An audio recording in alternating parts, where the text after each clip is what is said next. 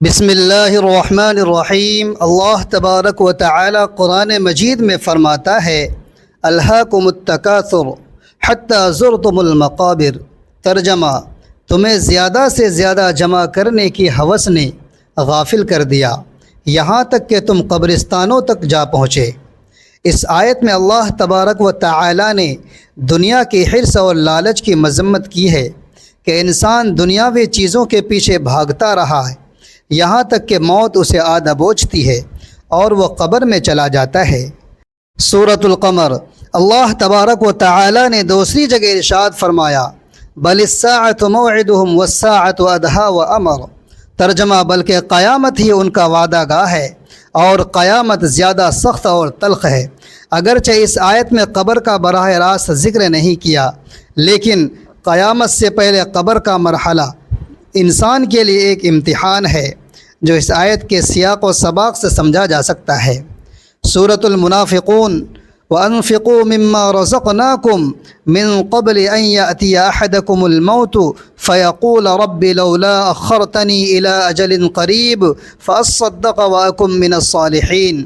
ترجمہ: اور جو کچھ ہم نے تمہیں عطا کیا اس میں سے خرچ کرو اس سے پہلے کہ تم میں سے کسی کو موت آ جائے اور وہ کہے اے میرے رب، کاش تو مجھے کچھ اور مہلت دے دیتا تاکہ میں صدقہ کروں اور نیک لوگوں میں شامل ہو جاؤں۔ یہ آیت موت کے بعد قبر کی زندگی کی طرف اشارہ کرتی ہے کہ انسان کو اپنے اعمال کی فکر اس وقت ہوتی ہے جب وہ قبر میں جا چکا ہوتا ہے۔ قبر کی پہلی رات۔ قبر کی پہلی رات میں کیا ہوتا ہے؟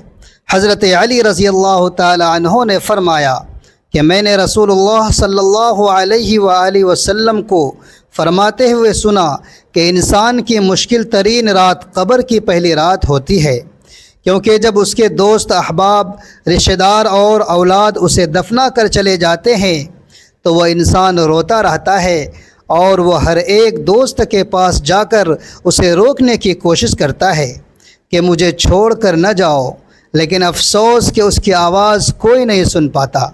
چنانچہ قبرستان میں ہر کوئی اکیلا رہ جاتا ہے۔ تب اس کا سامنا ان فرشتوں سے ہوتا ہے جو اس کے اعمال کی شکل میں اس کے سامنے آتے ہیں۔ اب وہ کس شکل میں ہوں گے، اچھے یا برے، اس بارے میں کوئی کچھ نہیں کہہ سکتا۔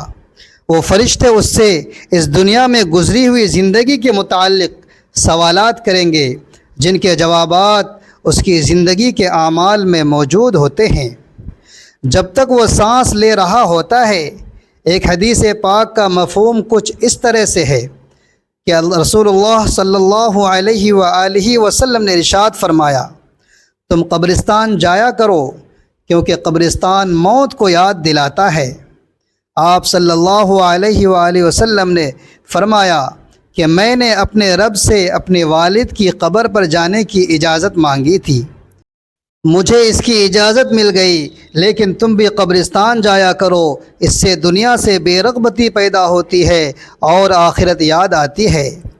حضرت سیدنا سعید بن مسیب رضی اللہ تعالیٰ عنہ فرماتے ہیں کہ ایک مرتبہ ہم حضرت علی المرتضیٰ کرم اللہ وجہ الکریم کے ہمراہ مدینہ منورہ کے قبرستان گئے۔ حضرت علی کرم اللہ وجہ الکریم نے قبر والوں کو سلام کیا اور فرمایا اے قبر والو، تم اپنا حال بتاؤ گے یا ہم تمہیں بتائیں؟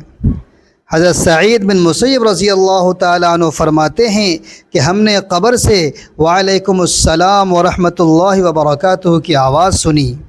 کوئی کہنے والا کہہ رہا تھا اے امیر المؤمنین، آپ ہی خبر دے دیجئے کہ ہمارے مرنے کے بعد دنیا میں کیا ہوا۔ حضرت علی کرم اللہ وجہ الکریم نے فرمایا سنو، تمہارے مال تقسیم ہو گئے، تمہاری بیویوں نے دوسرے نکاح کر لیے، تمہاری اولاد یتیموں میں شامل ہو گئی، اور جس مکان کو تم نے بہت مضبوط بنایا تھا اس میں تمہارے دشمن آباد ہو گئے۔ اب تم اپنا حال سناؤ۔ یہ سن کر ایک قبر سے آواز آئی اے امیر المؤمنین، ہمارے کفن پھٹ کر تار تار ہو گئے، ہمارے بال جھڑ کر منتشر ہو گئے، ہماری کھالیں ٹکڑے ٹکڑے ہو گئیں، ہماری آنکھیں بہہ کر رخسار پر آ گئی، ہم نے جو نیک اعمال کیے تھے ان کو پایا، اور جو کچھ پیچھے چھوڑا اس میں ہمارا نقصان ہوا۔ قبر میں اعمال کا استقبال۔ جب مردے کو قبر میں رکھا جاتا ہے تو اس کی نماز اس کے دائیں جانب آ کر کھڑی ہو جاتی ہے، روزہ بائیں طرف کھڑا ہو جاتا ہے، قرآن مجید کی تلاوت اور اللہ تبارک و تعالی کا ذکر سر کی طرف آ کر کھڑے ہو جاتے ہیں، اور جماعت کے ساتھ نماز پڑھنے کے لیے جو قدم چلے ہیں وہ پاؤں کی طرف کھڑے ہو جاتے ہیں۔ اس وقت عذاب قبر اپنی گردن نکالتا ہے اور مردے تک پہنچنا چاہتا ہے۔ اگر وہ دائیں طرف سے آتا ہے تو اس کی نماز کہتی ہے، پرے ہٹ، خدا کی قسم یہ شخص دنیا میں بہت مشقت اور مصیبت اٹھا رہا، ابھی ذرا آرام سے سویا ہے۔ پھر عذاب بائیں طرف سے آنا چاہتا ہے تو روزہ اسے اسی طرح ہٹا دیتا ہے۔ پھر وہ سر کی طرف سے آتا ہے تو تلاوت قرآن اور ذکر الہی اسے روک دیتے ہیں۔ غرض یہ کہ وہ عذاب جس طرف سے بھی آنا چاہتا ہے اسے راستہ نہیں ملتا۔ یہ اس وجہ سے کہ اللہ تبارک و تعالی کے اس بندے نے اپنی زندگی میں دنیا کے اندر رہ کر یہ عبادتیں کی تھی، لہٰذا وہ عذاب عاجز اور کمزور ہو کر واپس چلا جاتا ہے۔ اس کے بعد صبر جو ایک کونے میں کھڑا ہوتا ہے عبادتوں سے کہتا ہے، میں تو اس انتظار میں تھا کہ اگر کسی طرف کی عبادت میں کچھ کمزوری ہو تو میں اس کی طرف ہمدردی کروں گا، مگر الحمدللہ تم نے مل کر اسے دفع کر دیا، لہٰذا اب میں اعمال کے ترازو میں اس کے کام آؤں گا۔ منکر و نکیر کا آنا۔ قبر میں دو فرشتے جن کو منکر و نکیر کہا جاتا ہے آتے ہیں۔ ان کی آنکھیں بجلی کی طرح چمکتی ہیں اور آواز بادل کی گرج کی طرح ہوتی ہے۔ ان کے دانت گائے کے سینگوں کی طرح باہر کو نکلے ہوتے ہیں۔ ان کے منہ سے آگ کی لپٹیں نکلتی ہیں۔ بال اتنے لمبے ہوتے ہیں کہ پاؤں تک لٹکے ہیں، اور ان کے ایک کندھے سے دوسرے کندھے تک کا فاصلہ اتنا ہوتا ہے کہ کئی دن چل کر بھی ختم نہ ہو۔ مہربانی اور نرمی ان کے پاس سے بھی نہیں گزرتی، لیکن سختی کا معاملہ وہ مومنوں کے ساتھ نہیں کرتے۔ بہرحال ان کی ایسی ڈراؤنی شکل و صورت کی ہیبت ہی کیا کم ہے۔ ان دونوں کے ہاتھ میں ایک بہت بڑا لوہے کا ہتھوڑا ہوتا ہے، جسے اگر تمام دنیا کے جن اور انسان مل کر اٹھانا چاہیں تو اٹھانا تو درکنار، اسے ہلا بھی نہیں سکتے۔ وہ آ کر مردے سے کہتے ہیں، بیٹھ جا۔ مردہ ایک دم اٹھ کر بیٹھ جاتا ہے اور اس کا کفن اس کے سر سے نیچے سڑک جاتا ہے۔ وہ سوال کرتے ہیں، تیرا رب کون ہے؟ تیرا دین کیا ہے؟ تیرا نبی کون ہے؟ نیک بندے کا جواب اگر مردہ نیک ہوتا ہے تو وہ کہتا ہے، میرا رب اللہ ہے جو وحدہ لا شریک ہے، میرا دین اسلام ہے، اور میرے نبی حضرت محمد مصطفیٰ صلی اللہ علیہ وآلہ وسلم ہے۔ یہ سن کر وہ دونوں کہتے ہیں، تو نے سچ کہا۔ پھر اس کی قبر کی دیواریں سب طرف سے ہٹا دی جاتی ہیں، جس سے وہ بہت وسیع ہو جاتی ہے۔ اس کے بعد فرشتے کہتے ہیں، سر اٹھاؤ۔ جب وہ مردہ سر اٹھاتا ہے تو اسے ایک دروازہ نظر آتا ہے جس میں جنت نظر آتی ہے۔ فرشتے کہتے ہیں، اے اللہ کے دوست، اے اللہ کے ولی، وہ جگہ تیری رہنے کی ہے، اس وجہ سے کہ تم نے اللہ تعالیٰ کی اطاعت اور فرما برداری کی۔ حدیث پاک میں آتا ہے جس کا مفہوم کچھ اس طرح ہے کہ رسول اللہ صلی اللہ علیہ وآلہ وسلم نے ارشاد فرمایا، قسم ہے اس ذات پاک کی جس کے قبضے میں میری جان ہے، کہ مردے کو اس وقت ایسی خوشی ہوتی ہے جو کبھی ختم نہیں ہوگی۔ اس کے بعد فرشتے کہتے ہیں، اے اللہ کے ولی، اپنے پاؤں کی طرف دیکھ۔ جب وہ دیکھتا ہے تو اسے دوزخ کا دروازہ نظر آتا ہے، جس سے دوزخ کا حال نظر آتا ہے۔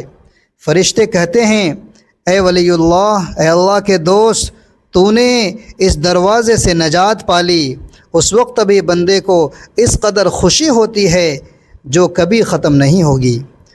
اس کے بعد اس کی قبر میں 70 دروازے جنت کے کھل جاتے ہیں جن سے وہاں کی ٹھنڈی ہوا اور خوشبوئیں آتی رہتی ہیں، اور وہ قیامت تک ان بہاروں میں رہتا ہے۔ کیسی خوش نصیبی ہوگی اس روح کی جس کے ساتھ اللہ تبارک و تعالی اپنی مہربانی اور رحم و کرم کا سلوک فرمائے گا۔ نافرمان بندے کا انجام، جب نافرمانی کرنے والا قبر میں رکھا جاتا ہے تو قبر اس کے لیے اتنی تنگ ہو جاتی ہے کہ اس کی پسلیاں دوسری طرف کی پسلیوں میں گھس جاتی ہیں۔ اس پر کالے سانپ مسلط کر دیے جاتے ہیں جو اس کی ناک اور پاؤں سے کاٹنا شروع کرتے ہیں، یہاں تک کہ دونوں طرف کے سانپ درمیان میں آ کر مل جاتے ہیں۔ پھر اس کے پاس 2 فرشتے جن کا نام منکر و نکیر ہے قبر میں آتے ہیں۔ وہ پوچھتے ہیں تیرا رب کون ہے، تیرا دین کیا ہے، تیرا نبی کون ہے؟ وہ ہر سوال کے جواب میں کہتا ہے میں کچھ نہیں جانتا۔ اس پر وہ گرز اس قدر زور سے مارتے ہیں کہ اس کے گرد چنگاریاں قبر میں پھیل جاتی ہیں۔ اس کے بعد اس سے کہتے ہیں اوپر دیکھ۔ جب وہ اوپر کی طرف دیکھتا ہے تو جنت کے باغ و بہار نظر آتے ہیں۔